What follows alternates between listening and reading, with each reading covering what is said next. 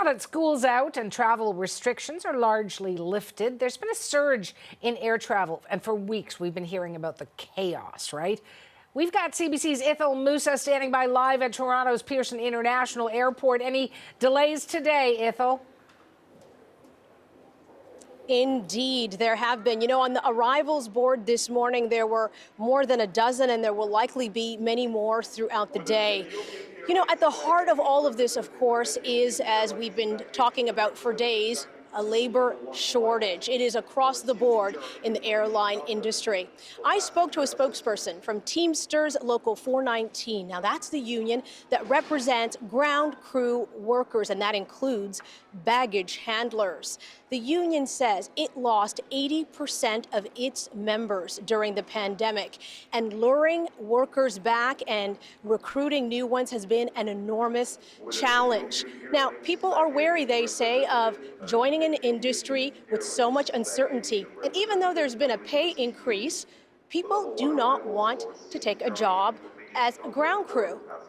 The major perk used to be, of course, travel, but that's not enticing anymore. And it has had a huge effect on operations when you think about delays and cancellations for the major airlines, including Canada's two major carriers, Air Canada and WestJet. Let's take a look at how they stack up against the top 10 North American carriers in June when it comes to on-time performance. If we look at Delta, for example, 82% of the time, their flights are arriving on schedule.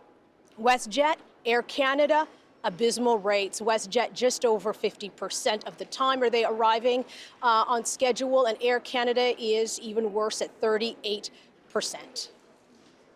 And lost baggage, Ithil. It's been a huge issue for passengers at Canada's busiest airports. Anything happening on that front?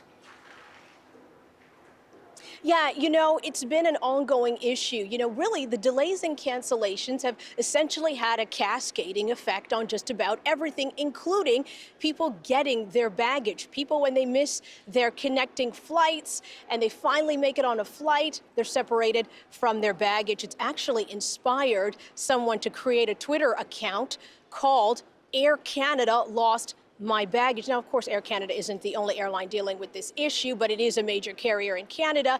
And there are dozens and dozens of posts of people sharing their experiences of losing their baggage. Now, for its part, Air Canada is now suggesting that people increase the time needed to catch their connecting flights. And they're also making it easier for people to change their flights if they're coming through Pearson, if it will give them more time. And they're allowing people to do that change at no extra cost. Another thing that they're also doing to help smooth things along, because baggage sitting at airports for days, weeks, sometimes months, has been an issue, is that they're no longer allowing dogs in cargo.